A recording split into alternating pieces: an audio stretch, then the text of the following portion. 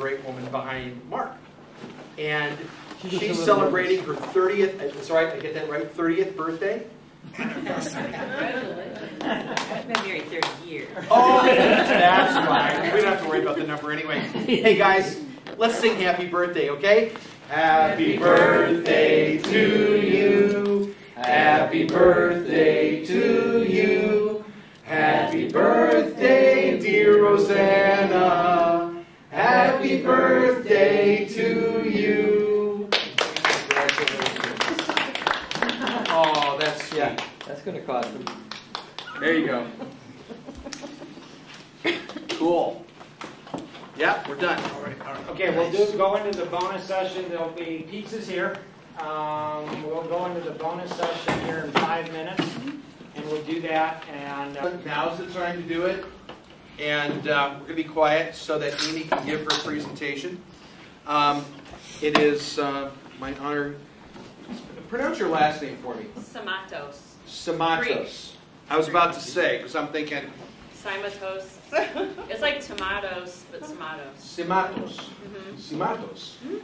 All right, ladies and gentlemen, give it up for Amy Simatos. Thank you. Thank you.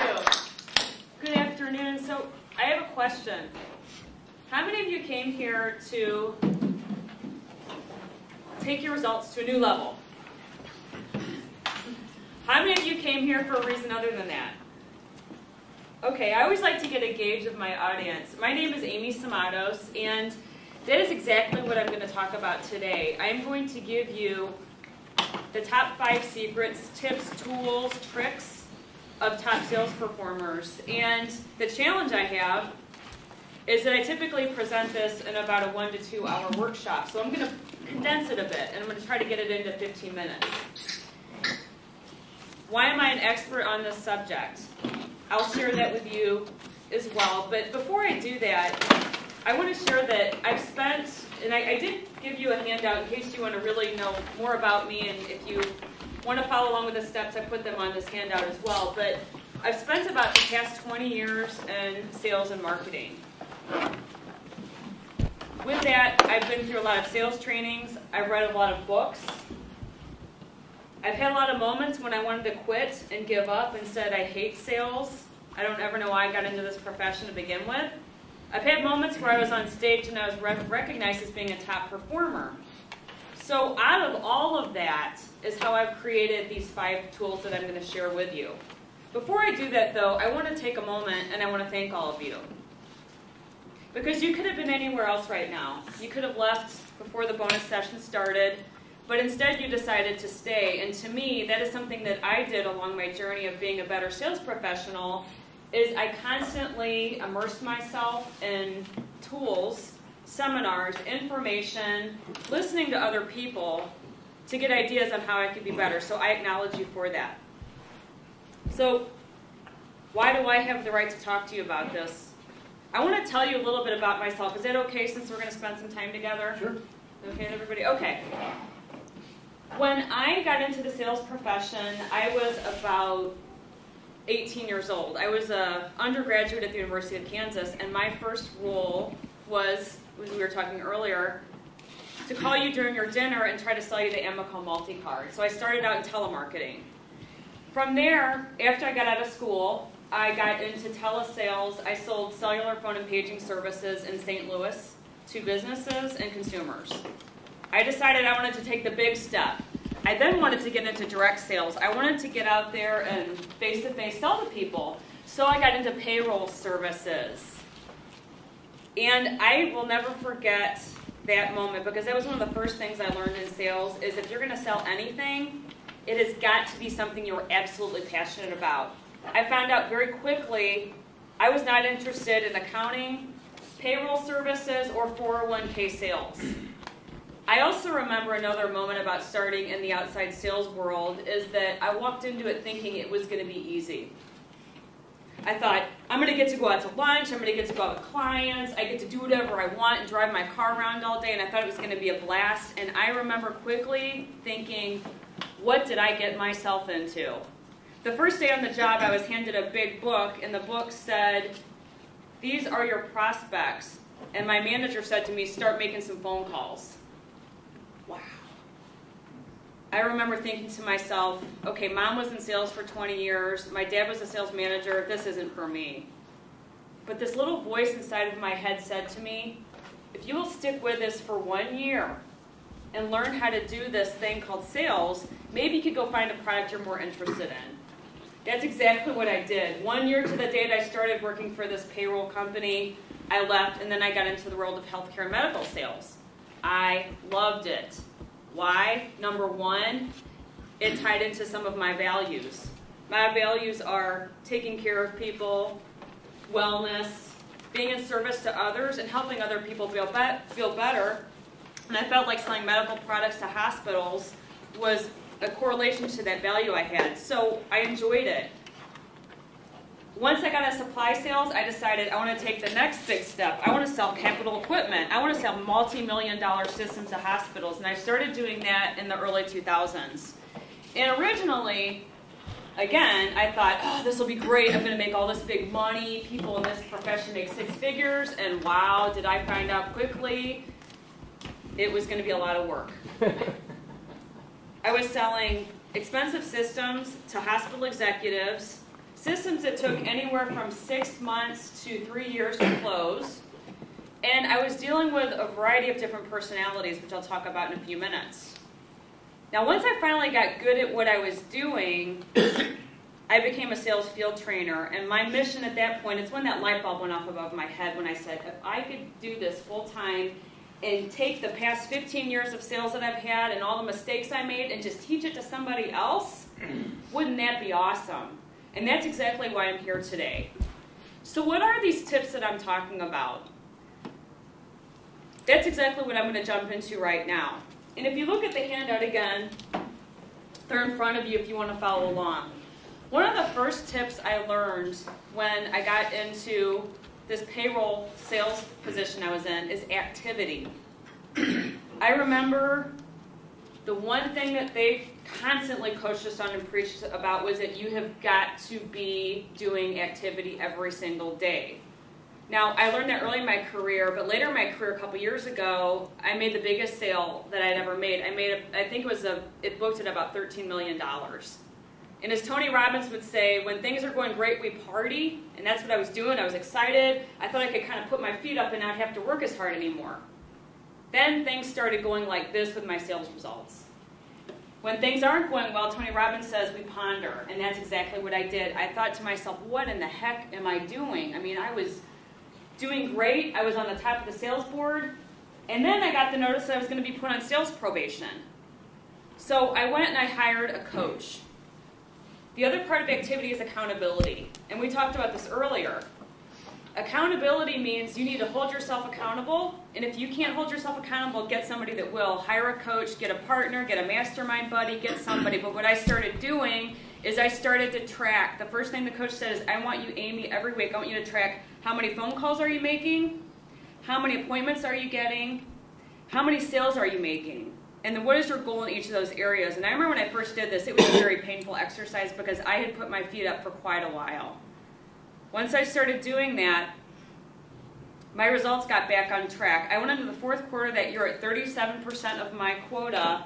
I was on sales probation, and I ended on the backside at 137% of my number. And that year I made the top 10 of my sales force, and I got the largest commission check I ever made within a 6-month span of refocusing on activity and accountability. The next tip that I want to share with you is a challenger mindset. Does anybody remember that book called Spin Selling? Anybody heard of it? Yep, okay. Spin selling was the breakthrough sales methodology of the last millennium. The breakthrough for this millennium is called the Challenger Sale, and the author of that book is Matt Dixon. This book is groundbreaking because we are now moving away from what we call solution sales, the go in, ask the questions, find the problems, the implications, the needs payoff. What we need to do now is we are finding, and this book is, it's all research done by the Corporate Executive Board, which is a research company. They went out to the market, and what they're finding is that customers do not buy products or solutions. They want to buy your insights. They want to hear what your insights are on their business. So before you go into that account, it's not about asking them all those questions. You need to find out as much as you can before you go in. And then once you know what the insights are, for instance, healthcare. What are the insights in healthcare? Most hospitals are not making any profits right now. What's some insight I could share with them? I could share with them, hey, I've got a way that I could help to reduce that revenue gap. I want to talk to you about it. Okay, great. What is it? But it's about going with unique insights and presenting that to the customer and having the ability to challenge them and to create healthy tension. I know tension is something that I had to learn because it's not my natural style, but the tension is when you're, like, Mark is awesome at this. One thing I love about Mark is that he's great about asking a question and closing his mouth and waiting to see what someone's going to say. He's comfortable with that silence. That's what Challenger is all about. So if you've not read that book, I highly and strongly suggest it. The third piece is influence. And I love this because we're already talking about this here in this group, the personality mastery. Influence, why is it so important? If you don't understand the style of the person that you're trying to sell something to, you're not going to connect with them and you don't have the ability to influence them. And I know this firsthand because I actually got thrown out of a hospital one time because the person in the purchasing department was a driver. I didn't know that. I just went in and started walking around and meeting people and inviting myself in to talk to people. And the people I was meeting with were mostly amiables and expressives, and they were nice, and they, we had some good conversations. But he found out about that. I violated the hospital's policy. I didn't sign into their vendor credentialing system. And him and I had some words with each other. And it took me some time to get over it. But when I look back, it was because I didn't respect the man's authority. Had I respected his authority and understood the policy and worked with that a little bit better, the guy probably could have been my champion. Instead, I had to bring in my manager to end up closing the sale, and I wasn't even allowed to go back in the hospital. But a good lesson learned. So it's not just about understanding that person. It's also about, now that I understand them, how am I going to be versatile? And versatile is something else I train sales reps on, and that means that how am I going to adjust my personality so that when I am with that driver, when I am with that amiable, when I am with that analytical, that they're comfortable with me.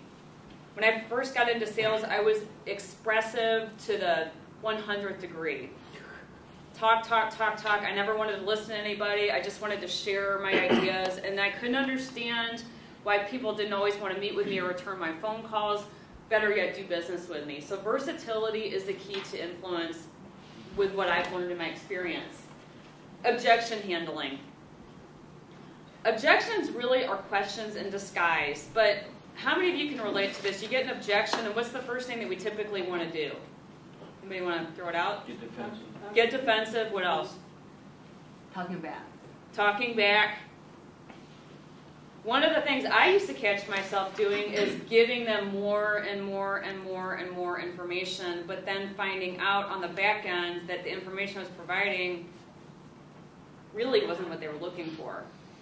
So what I mean by objections, to me, objections are buying signals.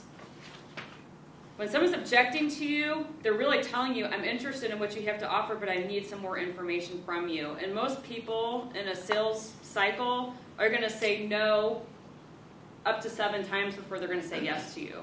So be prepared for that. So objections is something that typically invokes nervousness and an uncomfortable feeling, but if you think of it as a question in disguise, and if you think of it as a buying signal and an opportunity to listen, it could end up being your sale. I remember one time I had an account that had been with my company for 13 years, and they were getting ready to go with a competitor because they said that they were cheaper.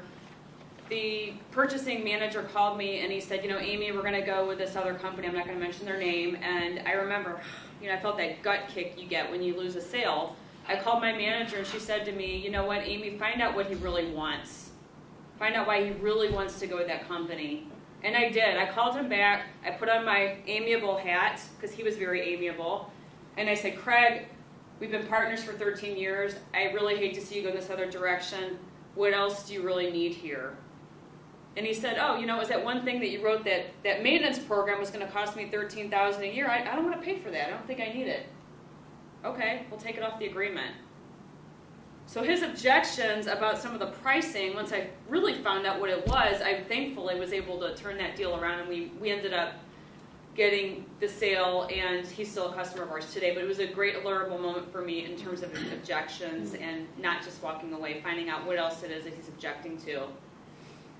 Closing and communication.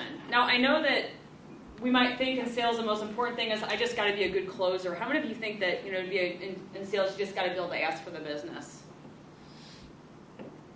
It's a lot more than that. Good. Okay, I'm glad I'm not seeing everybody's hands go in the air. Outside of this group, I'm also really involved in Toastmasters, and for those of you who don't know Toastmasters International, it's a public speaking group. But it never fails. We get guests that come into the meetings, and everybody's, oh, that's really nice. It's nice to meet you, Lisa. It's great. I hope to see you the next time. And nobody ever says, Lisa, how will this program benefit you? Would you like to sign up? I don't ever see anybody do that. I'm like the only, maybe because I'm the salesperson at heart, but I'm like the only person that usually will ask somebody that. So closing means you got to ask for the commitment, but closing means so much more than that. If you don't set up the opportunity in the beginning by providing the insights, by knowing the right needs of the customer, when you get to that back end of closing, it's going to be very difficult to get their commitment because you really have not, as we say, earned the right to ask for the business at that point. The other word I wrote next to that is communication, and I did mention Toastmasters. One of the books I also recommend is a book called Getting to Veto or Selling to Veto, The Very Important Top Officer. If you've not read that book and you're in sales, get it. But I remember reading that book, and in the first, I think it's the first chapter, it says if you're going to sell to anybody or work with anybody at any level, especially executive level in sales, you need to join Toastmasters. And I thought, okay, I'd given some really cruddy presentations. One time my manager was in the room. I gave one of the worst presentations I have ever given. And it was like that kick in the stomach when I thought, that's it. I've got to get better at this, and I've got to get over my fear of public speaking. So I joined this group. But really what I want to talk to you about, that whole communication piece, is how are you presenting yourself in front of your customers? Are you saying and ah? Are you fidgeting? Are you talking too fast? That was a big issue I used to have. I used to talk 100 miles a minute when I was in front of somebody because I was so nervous all the time. But how am I communicating in a way such that I'm making an impact with somebody? And if I am afraid of being in front of a group of people, what am I going to do to address that? Again, just a pitch for Toastmasters, less than $100 a year. It's a great place to go practice your communication skills. With that, everything I've talked about today, as I mentioned, was from books I've read, seminars I've been to, trainings I've been to, mentors. But I think the most important takeaway from this is that it's about learnable moments. And the only way you can get the learnable moments is by getting out there and doing it. And so learnable moments is the times that I felt like I wanted to quit and give up. So for any of you that are in the entrepreneur arena or the sales arena, if there's ever a moment that you feel like you want to quit, give up, not do this anymore, you're doing the right thing. Because it's totally natural to feel that way. It's all a part of selling yourself, being an entrepreneur, and making a difference for other people. Do I have a couple minutes for questions? Okay. Can we give you a hand?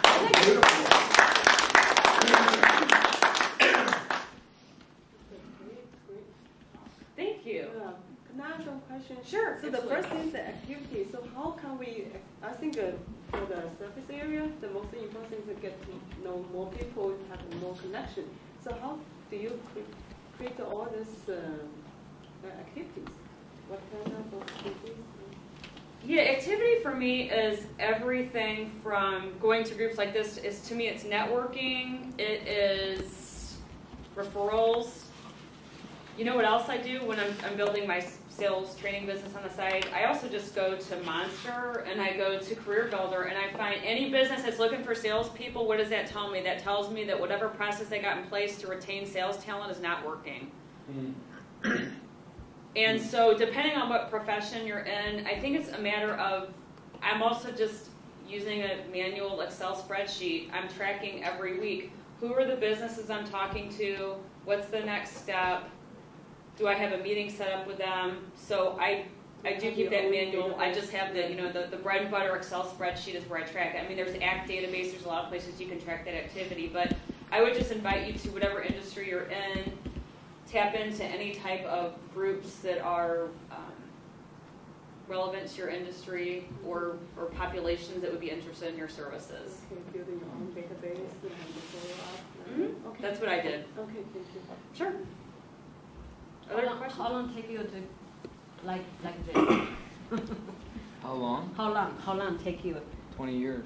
To be able to stand up with all of you today and to not be a nervous wreck and have the bomb speaking experience I had. It took me about 6 years of practicing speaking to be able to do this, but the sales piece, I got into sales right out of college, so 1994. About 20 years. Wow. Lots of practice. Lots of practice, definitely. Yes, question? You talked about activity, and of course that's very important. How do you structure your activities so that you maintain productivity? I think it's, for myself, it's a matter of, I think the two key things that I have to constantly push myself on is set weekly goals, minimize distractions, and put the time on your calendar. I block time on my calendar. Most of the time it ends up being evenings, but I block the time that I'm going to be focusing on my prospecting, my marketing, my contacts. I find when I don't put that time on my calendar, it just never happens. There's always something that comes up. There's an email, there's a phone call, there's something else I have to take care of, I find. Any other questions? Sorry. Second one. For the follow-up, usually how many times you follow up with some clients? Yes. Yeah. Good question. One of my sales managers taught me one time that especially when you're new in sales, you're really enthusiastic and you just want to get appointments, but it's important you don't follow up every day because people, A, they think you have nothing to do, and B, they're not going to want to pick up the phone when you're calling them because they might think that you're stalking them. Mm-hmm. So I used to just set myself a guideline to follow up within 7 days unless somebody says, hey, call me on Friday and today's Monday. Okay, that's different. But if I'm following up with someone that's not returning my call or I'm not getting through to them, no more than once a week was my rule that I used to follow. Any other questions before we wrap it up? Comment. I Yeah. really appreciate the fact that you told us you normally take an hour and a half, 2 hours to do this, and you were able to take a lot of information and be able to condense it down into 15 minutes. Thank you. Make it intelligible. It means you understand it and you own it. So Toastmasters works. it sure Thank does. you. It sure does. Thank you. Great job. Thank you, everybody.